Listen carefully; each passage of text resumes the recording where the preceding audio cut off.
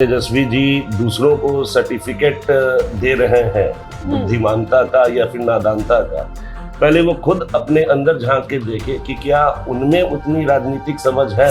तेजस्वी जी को भी आदरणीय लालू जी का भाषण सुनना चाहिए और सुनना चाहिए कि किस तरीके से भूरा बाल साफ करो का नारा दिया गया था गांधी मैदान से और किस तरीके से ये संविधान बचाने की लड़ाई है, ये जरा उन्हें सीखना चाहिए। राष्ट्रीय जनता दल के शासन काल में संवैधानिक तंत्र बिहार का टूटा है और इसीलिए राष्ट्रपति शासन लगा है और फिर ये संविधान बचाने की बात करते हैं जो खुद अपने शासन काल में संविधान को तोड़े हैं। 2015 में वो आए थे और 2024 आज चल रहा है।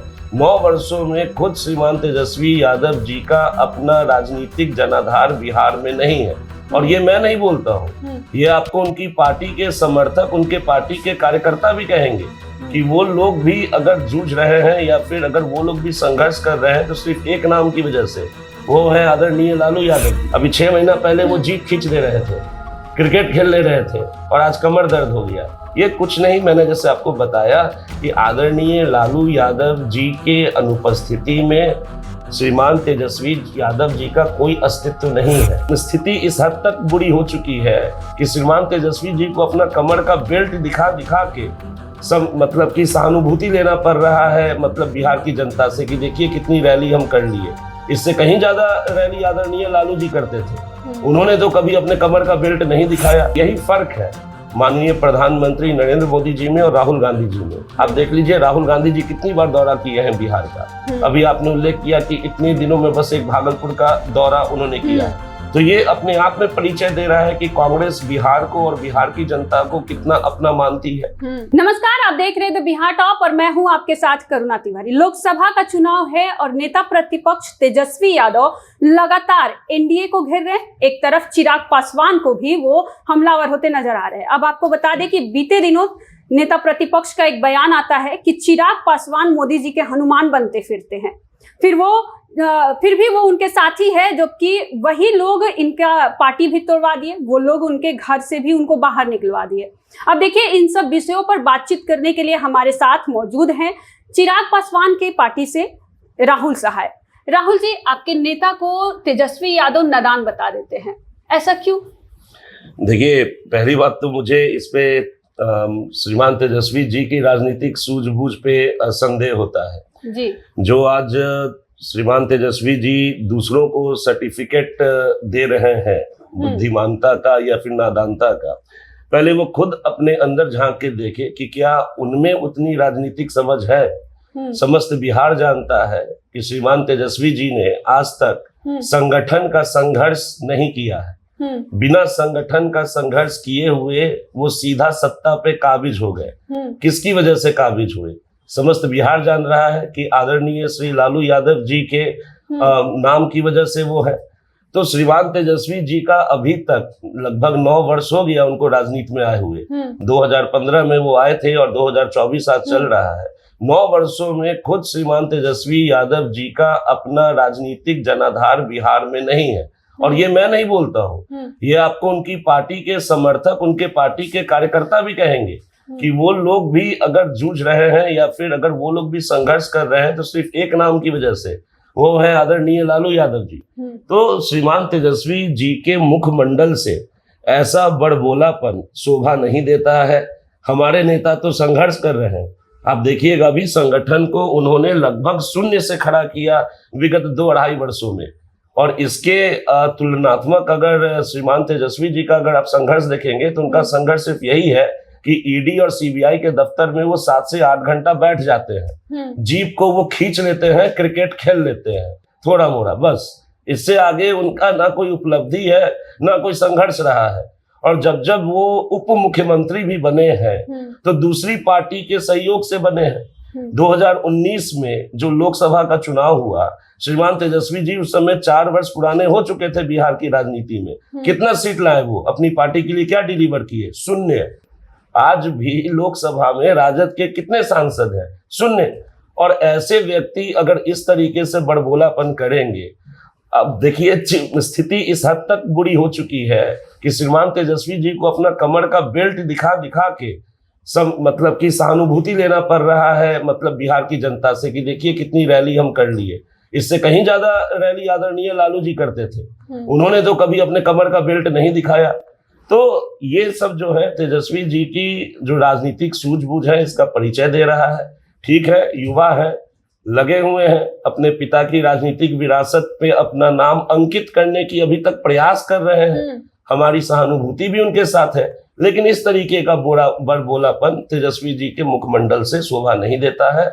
हम लोजपा रामविलास के कार्यकर्ता इसकी कड़ी निंदा करते हैं। अच्छा राहुल जी, एक तरफ तेजस्वी यादव बार बार बोल रहे हैं कि चिराग पासवान को अपने पिताजी से सीखना चाहिए, जो कि जब वो सांसद में खड़े होते थे तो जब वो भाषण देते थे तो काफी प्रभावशाली होता था और वो हमारे लिए काफी लड़ते थे। आरक्षण को कभी खत्म ना करने की बात कहते थे, क्योंकि आरक्षण हमारा जन्मसिद्ध अधिकार है। तो इस पर आप क्या कहिएगा? देखिए, निश्चित रूप से श्रीमान आदरणीय स्वर्गीय रामविलास पासवान जी बहुत बड़े नेता थे, हैं और रहेंगे। हम सभी को उनका भाषण सुनना चाहिए, उनसे प्रेरणा लेनी चाहिए, लेकिन साथ ही साथ श्रीमान तेजस्वी जी को भी आदरणीय लालू जी का भाषण सुनना चाहिए और सुनना चाहिए कि किस तरीके से भूरा बाल साफ करो का नारा दिया गया था गांधी मैदान से, और किस तरीके से ये संविधान बचाने की लड़ाई है, ये जरा उन्हें सीखना चाहिए। किस तरीके से राजद के शासन काल में आर्टिकल 356 जो प्रेसिडेंट रूल है, राष्ट्रपति शासन, वो लगा है। राष्ट्रपति शासन अनुच्छेद 356 पे जो लगता है वो तभी लगता है जब केंद्र सरकार इस तरीके से पूरी तरीके से सेटिस्फाई हो जाती है कि राज्य में संवैधानिक तंत्र टूट चुका है। तो राष्ट्रीय जनता दल के शासन काल में संवैधानिक तंत्र बिहार का टूटा है और इसीलिए राष्ट्रपति शासन लगा है, और फिर ये संविधान बचाने की बात करते हैं जो खुद अपने शासन काल में संविधान को तोड़े हैं। तो ये सब चीज भी श्रीमान तेजस्वी जी को सीखना चाहिए, समझना चाहिए, बिहार के इतिहास को देखना चाहिए। अच्छा, समस्तीपुर से आपकी प्रत्याशी हैं शांभवी चौधरी, एक तरफ है सन्नी हजारे। सन्नी हजारी काफी वहां पे मजबूत नजर आ रहे हैं और आपकी जो प्रत्याशी है वहां पे वो कमजोर नजर आ रही है। इस पर आप क्या कहिएगा? देखिए, पहली बात तो मैं कि इस पे मैं आपको रोकना चाहूंगा। हमारे प्रत्याशी कोई कमजोर नहीं, ठीक है। शांभवी चौधरी जी युवा है, सबसे पहली बात, और लोक जनशक्ति पार्टी रामविलास युवा शक्तियों को, युवा आवाजों को बुलंद करने के लिए जानी जाती है। तो शांभवी चौधरी जी जो है, एक तरफ युवा है, दूसरी तरफ हमारे नेता माननीय श्री चिराग पासवान जी का आशीर्वाद उन्हें प्राप्त है, और उसके साथ साथ जो हमारे नेता माननीय श्री नरेंद्र मोदी जी का काम रहा है विगत 10 वर्षों में भारत की जनता के लिए, वो है उनके साथ। तो ये सारी चीजें अगर आप मिला दी जाए तो वहां से समस्तीपुर से एक तरफा चुनाव हो रहा है। जनता जो है वो पूरा मन बना चुकी है कि श्रीमान माननीय नरेंद्र मोदी जी को फिर से तीसरी बार प्रधानमंत्री बनाना है, और जो भी विकास के कार्य श्रीमान माननीय प्रधानमंत्री नरेंद्र मोदी जी ने किया है उसको बिहार की जनता आने वाले तीसरे टर्म में और भी बुलंद करेगी, और हमारे प्रत्याशी शांभवी चौधरी जी भारी मतों से विजयी समस्तीपुर से जीत रही हैं। और सिर्फ शांभवी चौधरी नहीं बल्कि 40 की 40 सीटें एनडीए के खाते में बिहार से जा रही हैं। अच्छा, कल नरेंद्र मोदी बिहार आ रहे हैं, स्पेशली बिहार की राजधानी पटना में वो रोड शो करेंगे, जो कि मेगा शो के तौर पे इसका आयोजन किया जा रहा है। क्या लग रहा है कि क्या पटना में डर का माहौल है? जो एक अलग सा जो आपके विरोध में जो लोग खड़े हैं, यानी जो सत्ता पक्ष और विपक्ष में, तो उन लोगों के बीच एक है कि प्रधानमंत्री के आने से बिहार की जनता का मूड बदल जाए।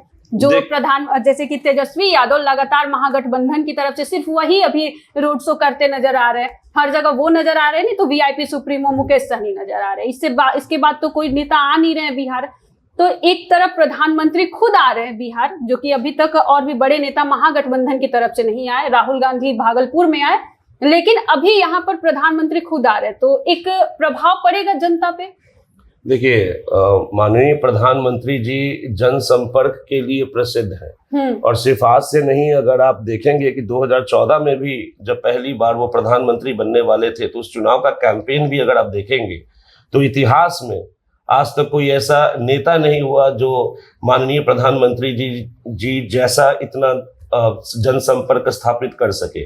तो जनसंपर्क स्थापित करना, रोड शो करना, ये प्रधानमंत्री जी के लिए कोई नई बात नहीं है। दूसरी बात है कि बिहार की जनता के साथ माननीय प्रधानमंत्री जी का एक संवेदनात्मक रिश्ता है। आप हमारे जो भाजपा के जो अध्यक्ष हैं, राष्ट्रीय अध्यक्ष, अगर आप देखेंगे तो उनका भी एक अच्छा खासा वक्त जो है वो पटना में बीता है। ठीक है, तो माननीय प्रधानमंत्री जी का बिहार में आना, ये एक तरीके से बिहार की देवतुल्य जनता का आशीर्वाद लेना है। और श्रीमान तेजस्वी जी तो बेल्ट लगा ली अभी तक। अभी माननीय प्रधानमंत्री जी का रैली अभी शुरू ही हुआ है और विपक्ष में देखिए कमर पे बेल्ट लग चुका है। ठीक है, और सहानुभूति वोट लेने के लिए पूरी तरीके से कोशिश की जा रही है। और जहां तक बात रहा जनता की मूड का, तो जनता की मूड 2014 से माननीय प्रधानमंत्री जी को राज तिलक करने का रहा है। और उसी के संदर्भ में जो प्रधानमंत्री जी आएंगे वो जनता से संपर्क करेंगे, उनको जो सुशासन जो विगत 10 वर्षों से केंद्र में हुआ है, केंद्र की नीतियों की वजह से उनसे परिचय करवाएंगे। और यही फर्क है माननीय प्रधानमंत्री नरेंद्र मोदी जी में और राहुल गांधी जी में। आप देख लीजिए राहुल गांधी जी कितनी बार दौरा किए हैं बिहार का। अभी आपने उल्लेख किया कि इतने दिनों में बस एक भागलपुर का दौरा उन्होंने किया है। तो ये अपने आप में परिचय दे रहा है कि कांग्रेस बिहार को और बिहार की जनता को कितना अपना मानती है, बिहार की समस्याओं से किस हद तक जुड़ी हुई है कांग्रेस। ये राहुल गांधी जी का दौरा ही बता रहा है, इतने दिनों में सिर्फ एक बार। और इनकी हाथों को मजबूत करने के लिए पटना में श्रीमान तेजस्वी जी क्या क्या नहीं कर रहे हैं। दलितों को गाली भी दिलवा दे रहे हैं, मूर्ति पे मतलब कि वो छुआछूत की भावना भी बढ़ा दे रहे हैं। तो अब बिहार की जनता को ये देखना है कि उन्हें किस तरीके का नेतृत्व चाहिए। एक ऐसा नेतृत्व राहुल गांधी जी का जिनकी खुद की सहमति उनके पार्टी में नहीं है, कि एक माननीय प्रधानमंत्री जैसा ठोस नेतृत्व। अच्छा, तेजस्वी यादव जो लगातार एक कमर दर्द दिखा रहे हैं कि आईजीएमएस में मैंने चेक कराया, एमआरआई कराया, और उस दौरान चिकित्सकों का कहना है कि आप आराम कीजिए, आप नहीं जा सकते, फिर भी वो दिखा रहे हैं कि जनता के ये दर्द के आगे, यानी बेरोजगारी, गरीबी और महंगाई के आगे मेरा कमर दर्द कुछ नहीं है। और वो ऐसा मतलब ऐसा क्या लग रहा है आपको कि 2021 के विधानसभा चुनाव बंगाल में जब हो रहा था तो ममता बनर्जी पैर टूटने का दिखावा कर रही थी, उसमें वो जो सहानुभूति लेना, क्या इस टाइप का, मतलब आप क्या कहिएगा इस पे, तेजस्वी यादव के इस हरकत पे? देखिए, बिहार की महान जनता राजनीतिक तौर से काफी सजग है और आज से सजग नहीं है। ये माना जाता है देश में कि अगर राजनीति कहीं सांस लेती है तो वो बिहार में लेती है। तो ये बिहार की जनता जो है, श्रीमान तेजस्वी जी का कमर का बेल्ट और कमर का दर्द इससे भली भांति परिचित है।